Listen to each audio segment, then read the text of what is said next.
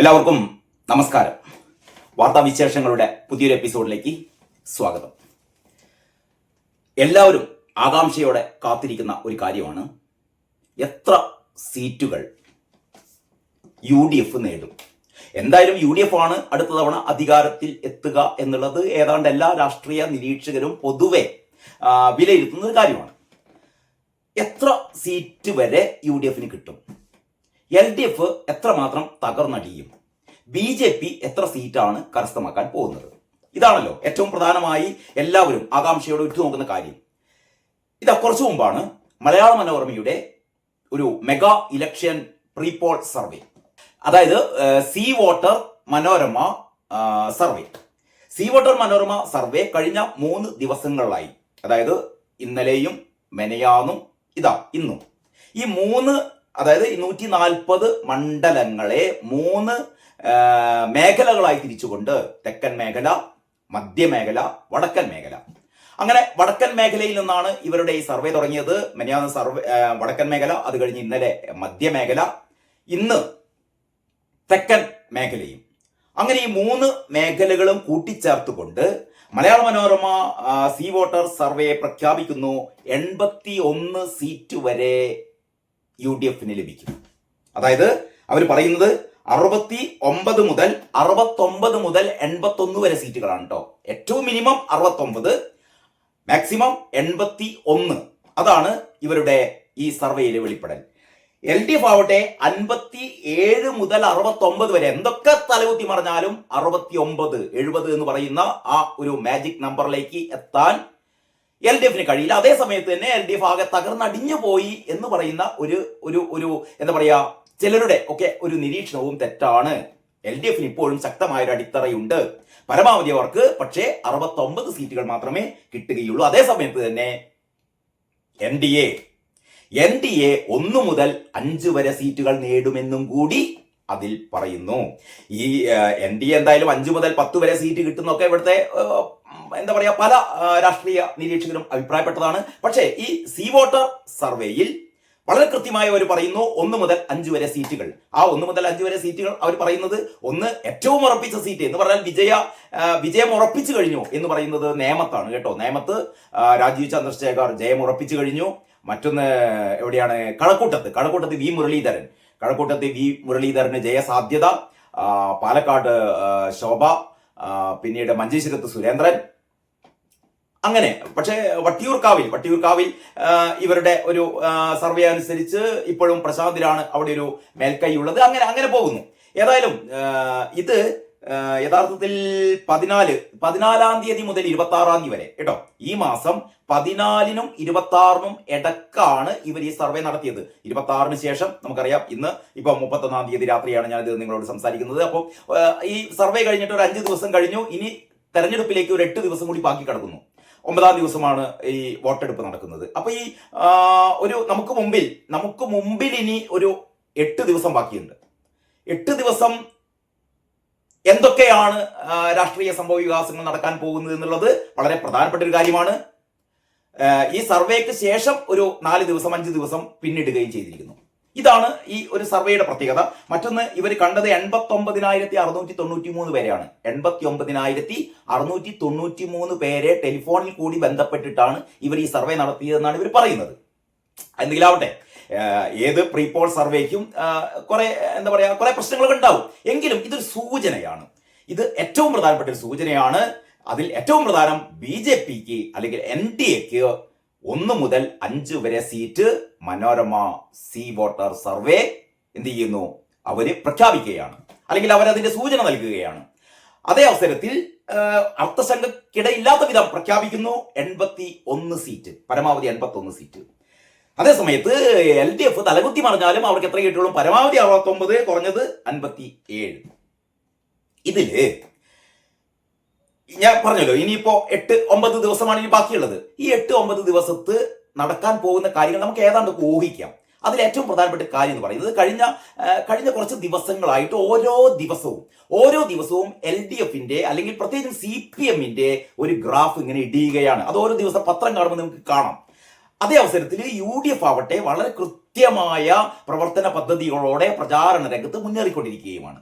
ഇവിടെ LDFന് ഏറ്റവും വലിയ ഒരു തിരിച്ചടി സംഭവിക്കാൻ പോകുന്നത് അവര് SDPI ഉണ്ടാക്കുന്ന ഒരു അന്തർധാരയാണ് കേട്ടോ. ഇപ്പൊ ശിവൻകുട്ടി SDPIയോട് നേരിട്ട് അങ്ങോട്ട് ആവശ്യപ്പെട്ട അത്രേ SDPIയുടെ പിന്തുണ തനിക്ക് വേണം എന്ന് ശിവൻകുട്ടി ആവശ്യപ്പെട്ടു എന്നുള്ളതാണ് SDPIയുടെ പ്രധാന നേതാക്കളൊക്കെ പറഞ്ഞുകൊണ്ടിരിക്കുന്നത്. അതേ സമയത്ത് തന്നെ മറ്റു മണ്ഡലങ്ങളിൽ ഇവരെങ്ങനെയാണ് പിന്തുണയ്ക്കുന്നത് എന്നുള്ളതിനെ കുറിച്ച് കൃത്യമായ ഒരു വിവരം അവർ പുറത്തുവിട്ടിട്ടില്ല.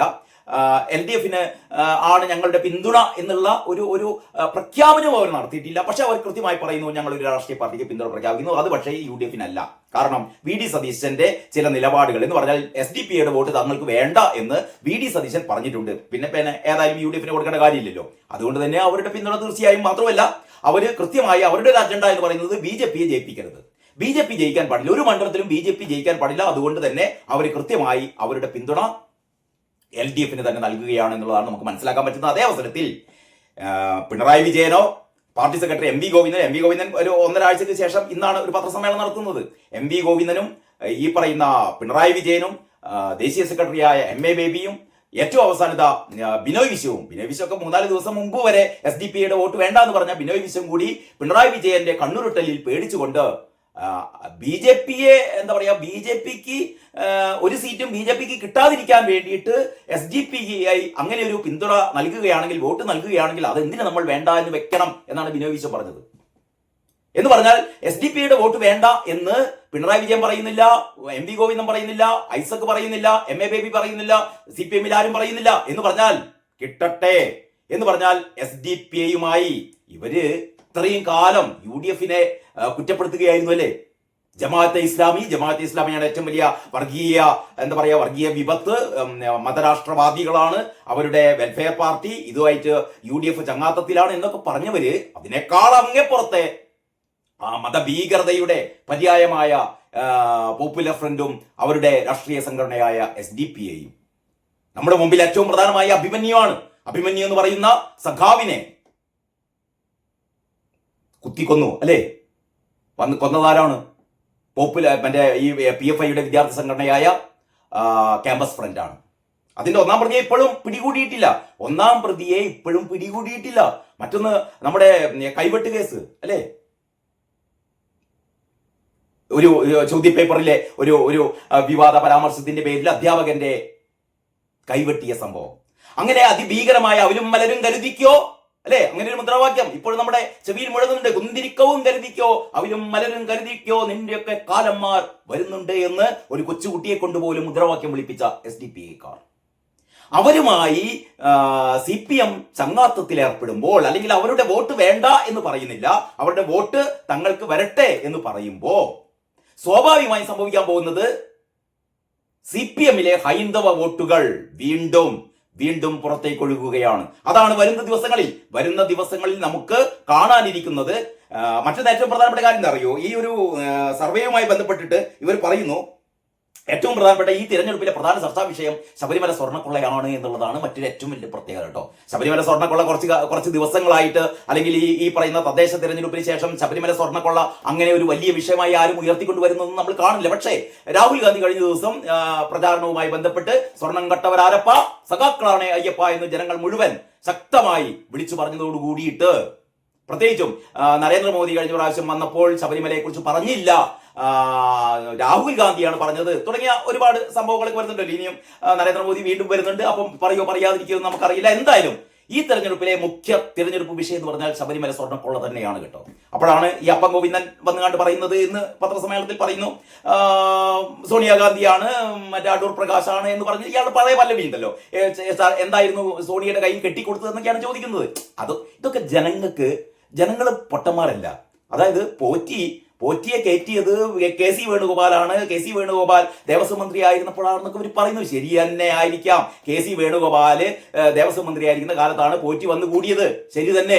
ഈ സോണിയന്റെ വീട്ടിൽ പോയി കണ്ട് സോണിയക്ക് ചരടോ എന്തോ കയ്യിൽ കെട്ടിക്കൊടുത്തു. കൂടെ ഗോവർദ്ധൻ ഉണ്ടായിരുന്നു, കൂടെ അടൂർ പ്രകാശ് ഉണ്ടായിരുന്നു, ആന്റോണി ഉണ്ടായിരുന്നു, ഒക്കെ ശരി തന്നെ. പക്ഷെ ആ കാലത്തൊന്നും പോറ്റി ഒരു അപകടകാരിയായ ഇത്തരത്തിൽപ്പെട്ട ഒരു സ്വർണ്ണക്കൊള്ളയുടെ ഭാഗമാണ് എന്ന് ആർക്കും അറിയില്ല. അപ്പൊ പിന്നെ എന്തിന് സോണിയൊക്കെ കുറ്റപ്പെടുത്തേണ്ട കാര്യം, KC വേണുഗോപാലിനെ കുറ്റപ്പെടുത്തേണ്ട കാര്യം? കെ സി വേണുഗോപാലിന് അറിയോ ഈ വർഷങ്ങൾക്ക് ശേഷം പോറ്റി സ്വർണ്ണക്കൊള്ള നടത്താൻ പോകുകയാണെന്ന് കെ സി വേണുഗോപാലിന് അറിയോ? പോറ്റി നേരത്തെ തന്നെ വന്നി, പക്ഷെ പോറ്റിയെ ഈ സ്വർണം കൊള്ള നടത്താൻ അനുവദിച്ചത് ആരാണ്? ആരാണ് ഇതിന് പോറ്റിയെയും കൂടി ചേർത്തുകൊണ്ട് സ്വർണം ചെമ്പാക്കി മാറ്റിയത്? ഒക്കെ സഖാക്കന്മാരാണ്. അവിടെയാണ് പ്രശ്നം. അവിടെയാണ് ഇവരുടെ കള്ളക്കളി പൊളിയുന്നത്. കാരണം പോറ്റി നേരത്തെ വന്നിട്ടുണ്ടാവാം. ഇനി പോറ്റിയെ കയറ്റിയത് കോൺഗ്രസ് ആണെങ്കിൽ ആവട്ടേനെ, പോറ്റിയെ കയറ്റിയത് കോൺഗ്രസ്. പക്ഷെ അന്നൊന്നും പോറ്റി അപകടകാരിയല്ല. പോറ്റി അപകടകാരിയാകുന്നത്, പോറ്റി ഈ കൊള്ള നടത്തുന്നത് എപ്പോഴാണ്? പിണറായി വിജയൻ അധികാരത്തിലേറിയതിനു ശേഷമാണ്. കടകംപള്ളി ഇതിന്റെ ദേവസ്വം മന്ത്രി ആയ ശേഷമാണ്. വാസവൻ എന്താ പറയാ ഇതിന്റെ മന്ത്രിയായ ശേഷമാണ്. പി എസ് പ്രശാന്തും ഈ പറയുന്ന പത്മകുമാറും ഒക്കെ വാസുവും ഒക്കെ ദേവസ്വം പ്രസിഡന്റുമാരായ ശേഷമാണ്. എന്ന് പറഞ്ഞാൽ CPM തന്നെയാണ് സ്വർണം കട്ടവരാരപ്പ, സഖാക്കളാണ് അയ്യപ്പ എന്നുള്ളത് ഈ വരുന്ന ദിവസങ്ങളിൽ ശക്തമാകാൻ വേണ്ടി പോവുകയാണ്. അതേ അവസരത്തിലാണ് SDPIയുമായി CPM സഖ്യമല്ല, ഒരു അന്തർധാരയുണ്ടാക്കാൻ വേണ്ടി ശ്രമിക്കുന്നത്. അപ്പൊ സ്വാഭാവികമായും CPMൽ നിന്ന് കൂടുതൽ വോട്ടുകൾ പുറത്തേക്ക് ഒഴുകുകയാണ്. ഒരുപക്ഷെ ഈ ഒരു സർവേയുടെ അടിസ്ഥാനത്തിൽ സംഭവിക്കാൻ പോകുന്നത്, ഇപ്പം ഈ സർവേയിൽ പറഞ്ഞ കോൺഗ്രസിന് UDFന് 81 സീറ്റുകൾ കിട്ടുമെന്നുള്ളത് ഒരുപക്ഷെ 81-ൽ നിന്ന് 90-ലേക്ക് വരെ ഇത് വർദ്ധിച്ചേക്കാം.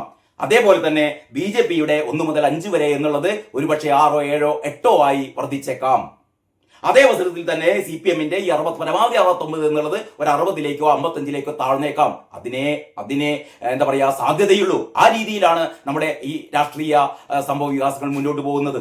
അപ്പൊ ഇതൊക്കെയാണ് ഏറ്റവും പ്രധാനപ്പെട്ട ഈ രാത്രിയിലെ സംഭവ വികാസങ്ങൾ എന്ന് പറയുന്നത്. അപ്പം UDF ആണ് അധികാരത്തിൽ വരാൻ പോകുന്നതെന്ന് ഒന്നുകൂടി അരക്കിട്ടുറപ്പിക്കുകയാണ് മനോരമ സീ വോട്ടർ സർവേ.